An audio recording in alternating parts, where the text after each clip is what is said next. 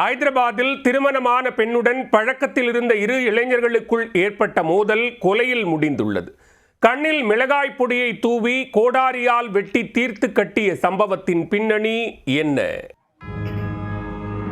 தெலுங்கானா மாநிலம் ஹைதராபாத் புறநகரில் உள்ள கவேலிகூடா வெஞ்சர் பகுதியில் ஆள் நடமாட்டம் இல்லாத இடத்தில் உடலில் காயங்களுடன் ஆண் சடலம் ஒன்று கிடந்துள்ளது.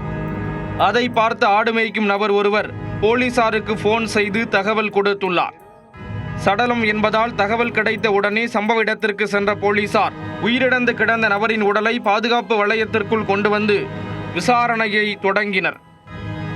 உடலில் தென்பட்ட காயங்களை வைத்தும் சம்பவ இடத்தில் கிடந்த தடயங்களை வைத்தும் நடந்தது கொலை என்ற முடிவுக்கு வந்துள்ளனர். கொலை செய்யப்பட்டவர் யார், கொலையாளி யார், கொலைக்கான காரணம் என்ன உள்ளிட்ட பல்வேறு கோணங்களில் விசாரிக்க சடலத்தின் பாக்கெட்டில் கிடைத்த ஆதார் கார்டை வைத்து கொலை செய்யப்பட்டவர் ரங்காரெட்டி மாவட்டத்தில் உள்ள வெங்கடாபுரத்தைச் சேர்ந்த 24 வயதான ஜம்புல மகேஷ் என கண்டுபிடிக்கப்பட்டது. சலூன் கடை ஊழியரான இவருடன் தொடர்பில் இருந்தவர்களையும் செல்போனில் உரையாடியவர்களின் விவரங்களையும் சேகரித்து விசாரிக்க ஹைதராபாத் மாதாப்பூர் பகுதியில் உள்ள சூப்பர் மார்க்கெட்டில் வேலை செய்து வரும் நாகலட்சுமி என்பவர் போலீஸ் வலையில் சிக்கினார். ஏற்கனவே திருமணமான நாகலட்சுமி கொலை செய்யப்பட்ட மகேஷுடன் ரகசிய உறவில் இருந்துள்ளார்.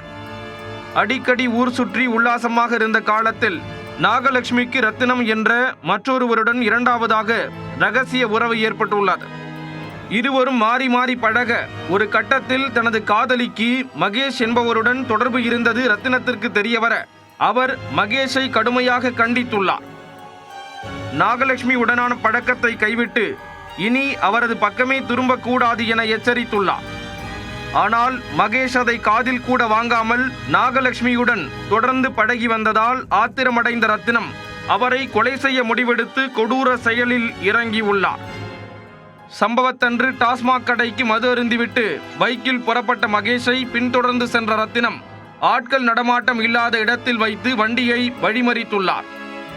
என்ன நடக்கிறது என யோசிப்பதற்குள் திடீரென்று மிளகாய் பொடியை கண்களில் தூவி மறைத்து வைத்திருந்த கோடாரியால் மகேஷை தாக்கி நிலை குலைய வைத்த ரத்தினம் கத்தியால் அவரது கழுத்தை அறுத்து துடிக்க துடிக்க கொலை செய்துள்ளார்.